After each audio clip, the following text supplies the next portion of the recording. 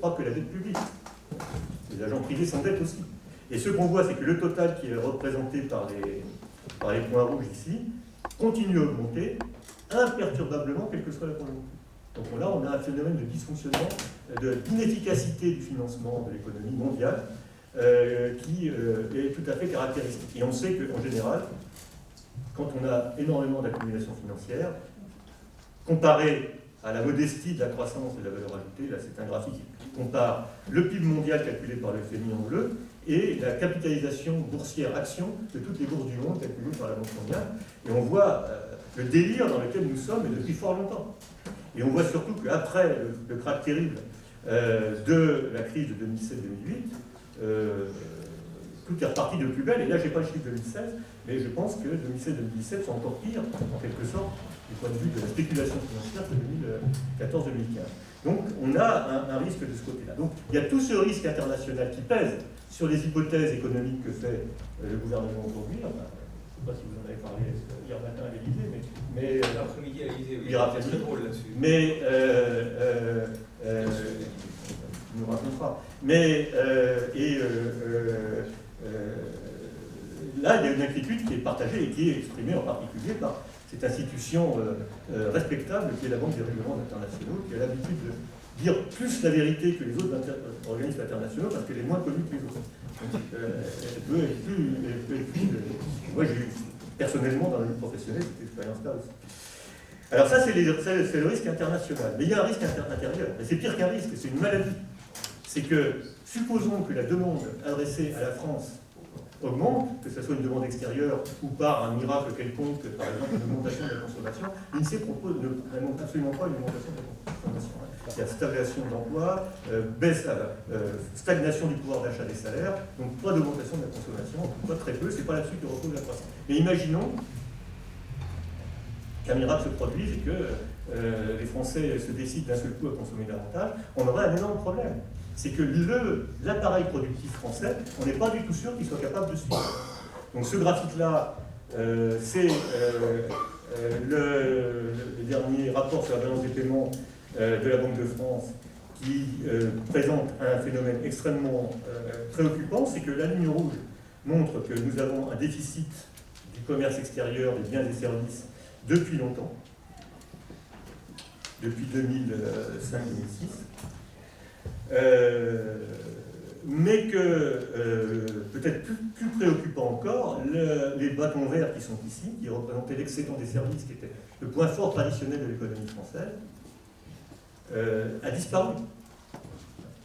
Donc, et quand on regarde toujours le solde des transactions courantes, c'est-à-dire le solde de la balance des paiements, en 2017, ça s'aggrave encore. Donc, ça, c'est un signe de perte de compétitivité de l'économie française. Non pas au sens du MEDEF, mais au sens où notre appareil productif peine à répondre à la demande qui lui est adressée. Alors, ça peut s'expliquer.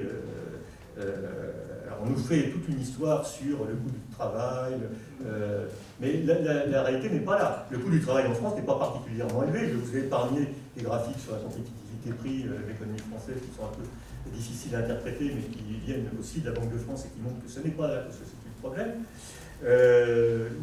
Nous avons un problème pour créer de la valeur ajoutée, c'est que nous avons du mal à embaucher. Alors c'est vrai que l'emploi augmente, d'après les statistiques de l'INSEE, l'enquête emploi, mais le taux de chômage baisse selon les critères du BIT, mais on n'est pas sûr que les critères actuels du BIT représentent exactement la réalité du marché du travail, aussi bien qu'à l'époque où ils ont été conçus. Et ce qui nous le fait penser, c'est le graphique qui est à droite ici, qui montre l'augmentation du halo du chômage et qui reflète le fait qu'en réalité, beaucoup de gens ne sont pas déclarés chômeurs, soit parce qu'ils ne remplissent pas tel ou tel critère administratif pour être chômeurs, soit tout simplement parce qu'ils n'ont plus l'intention de chercher du travail, ils sont découragés.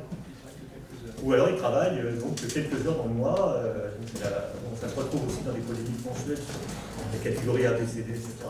Mais donc on a un instrument de mesure, et quand l'INSEE, sous l'impulsion d'ailleurs de la CGT en particulier, s'est mis à examiner un petit peu ce qu'il y avait autour du chômage, on s'est aperçu qu'il y avait une augmentation du halo du chômage, et que la précarité globalement ne cesse d'augmenter.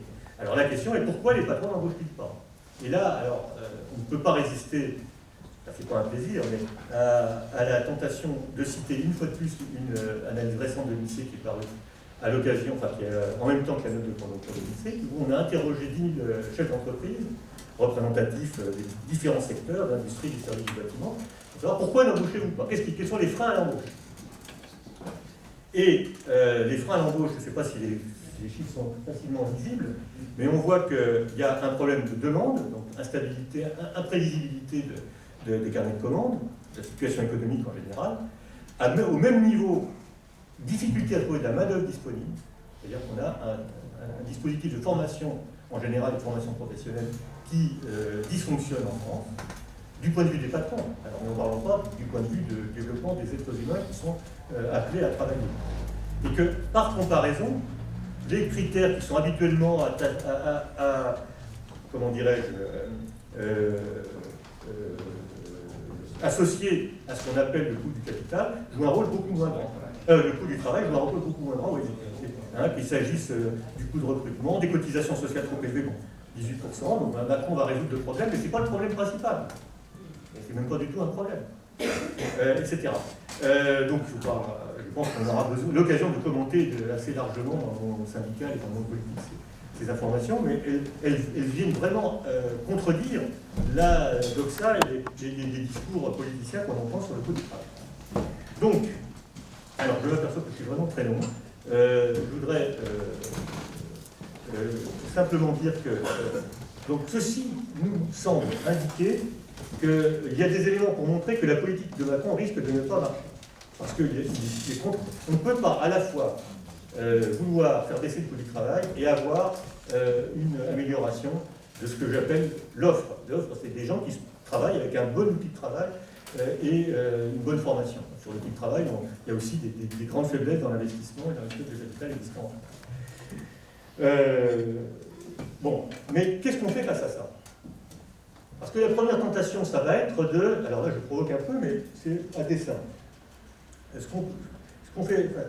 La gauche va spontanément avoir tendance à dire, augmentons les salaires, faisons des grands plans d'investissement dans l'économie de la mer, ou dans la recherche spatiale, ou dans la transition écologique, et ça va créer les emplois et l'activité qui va avec. Bon.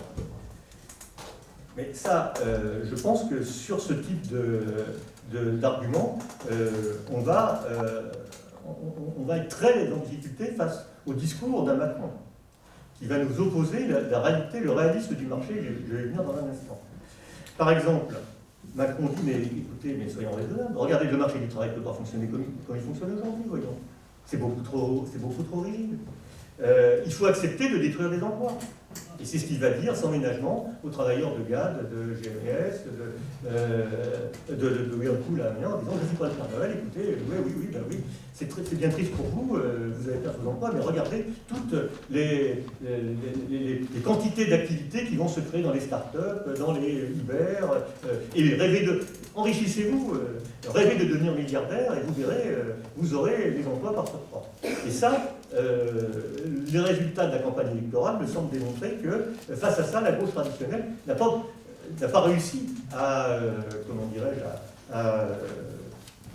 réfuter ce type d'argument, y compris dans une partie des couches populaires. Même si Macron ne représente pas ces milieux-là, il représente plutôt, bien sûr, la grande bourgeoisie et une partie des classes populaires des classes moyennes, des couches moyennes qui se sentent à l'aise dans la mondialisation financière néolibérale. Mais du coup, il provoque des effets aussi politiques. C'est-à-dire qu'il a ce raisonnement économique qu'il faut pouvoir mettre en difficulté sur son propre terrain. Et je pense qu'avec des arguments comme le coût du capital, comme nos propositions sur lesquelles je reviens dans un instant, sur notre utilisation de l'argent, on a des éléments pour le faire. Mais en attendant, les dégâts politiques sont passés par là. Du fait de l'absence d'un discours plus moderne et plus original que le discours traditionnel étatiste de la gauche du XXe siècle, à l'élection présidentielle, puisqu'il n'y avait pas de candidat communiste, puis la faiblesse de cette voie dans l'élection législative qui ont suivi, les arguments qui se sont massivement exprimés ont conduit à valider, au moins provisoirement, espérons c'est provisoire, la division irrémédiable entre deux gauches irréconciliables. Une gauche qui accepte les contraintes de la mondialisation capitaliste, une gauche entre guillemets, mais donc qui rallie Macron et qui fait une politique néolibérale, réactionnaire et anti-ouvrière, et puis une gauche radicale, entre guillemets, qui va protester, mais qui n'aura aucun poids sur la politique réellement menée, parce que ses arguments ne sont pas en prise avec ces réalités modernes dont Macron se prévaut.